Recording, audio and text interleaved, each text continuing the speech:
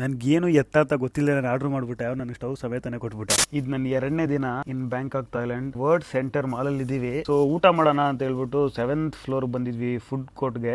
ಇಲ್ಲಿ ನನಗೆ ಏನು ಇಷ್ಟ ಆಯ್ತು ಅಂದರೆ, ನೀವು ಇಲ್ಲಿ ಕ್ಯಾಶ್ ಪೇ ಮಾಡೋದ್ರ ಬದಲು instead of a piece of ಪೇಪರ್ನ ಕ್ರೆಡಿಟ್ ಕಾರ್ಡ್ ಥರ ಯೂಸ್ ಮಾಡ್ಬೋದು.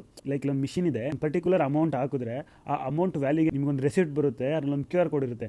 ಅದನ್ನ ಇಟ್ಕೊಂಡು ನೀವು ಇಲ್ಲಿರೋ ಯಾವ್ಯಾವ ಫುಡ್ ಶಾಪಲ್ಲಿ ನೀವು ಏನು ಬೇಕೋ ಅದನ್ನು ಪರ್ಚೇಸ್ ಮಾಡಿ ಆ QR ಕೋಡ್ನ ಸ್ಕ್ಯಾನ್ ಮಾಡಿದ್ರೆ ನೀವು ಎಷ್ಟಕ್ಕೆ ಪರ್ಚೇಸ್ ಮಾಡಿರ್ತೀರೋ ಅಷ್ಟಕ್ಕೆ ಡಿಡಕ್ಟ್ ಆಗ್ತಾ ಬರುತ್ತೆ. ನಿಮ್ಮ ಪರ್ಚೇಸ್ ಎಲ್ಲ ಮುಗಿದ್ಮೇಲೆ ಆ QR ಅಲ್ಲಿ ಇನ್ನೂ ನಿಮ್ಮ ಬ್ಯಾಲೆನ್ಸ್ ಇದ್ರೆ ಆ ರೆಸಿಪ್ಟ್ನ ಮತ್ತೆ ಆ ಮಿಷಿನಲ್ಲಿ ರಿಟರ್ನ್ ಮಾಡಿದ್ರೆ ನಿಮಗೆ ಬ್ಯಾಲೆನ್ಸ್ ಎಷ್ಟು ಅಮೌಂಟ್ ಇರುತ್ತೋ ಅಷ್ಟು ರಿಟರ್ನ್ ಕ್ಯಾಶ್ ಬಂದ್ಬಿಡುತ್ತೆ. ಇದೊಂಥರ ತುಂಬ ಕನ್ವೀನಿಯೆಂಟ್ ಆಗಿರುತ್ತೆ. ಚೇಂಜು ಅದು ಇದು ಅಂತ ನಿಮ್ಮ ತಲೆನೋವೇ ಇರಲ್ಲ. ಓಕೆ, ನಾನು ಯಾರೋ ಒಂದು ಒಳ್ಳೆ ತಾಯಿ ಫುಡ್ ಟ್ರೈ ಮಾಡಬೇಕಂತ ಅಂದ್ಕೊಂಡೆ, ಬಟ್ ಏನು ತಿನ್ನಬೇಕಂತ ಗೊತ್ತಿರಲಿಲ್ಲ. ಸೊ ರ್ಯಾಂಡಮ್ ಆಗಿ ಯಾವುದೋ ಒಂದು ಮೆನುವಿಂದ ಸೆಲೆಕ್ಟ್ ಮಾಡಿದ್ವಿ.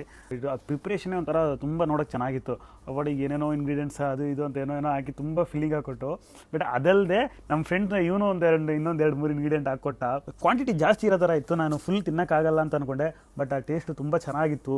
ಚಿಕನ್ ಕಾಲು ಅದು ಇದೆಲ್ಲ ಇತ್ತು. ಆಮೇಲೆ ಎಲ್ಲ ತುಂಬ ಸಾಫ್ಟಾಗಿ ಕುಕ್ ಆಗಿತ್ತು ಚಿಕನ್ ಎಲ್ಲ. ಆಮೇಲೆ ನಮ್ಮ ಫ್ರೆಂಡು ಬೇರೆ ಏನೋ ಒಂದು ಡಿಶ್ ತೊಗೊಂಡಿದ್ದ. ಓವರಾಲ್ ಎಲ್ಲ ಚೆನ್ನಾಗಿತ್ತು, ಫುಲ್ ಫೀಲಿಂಗ್ ಆಗಿತ್ತು. ತಿನ್ಕೊಂಡು ಅಲ್ಲಿಂದ ಹೊರಟ್ಬಿಟ್ವಿ.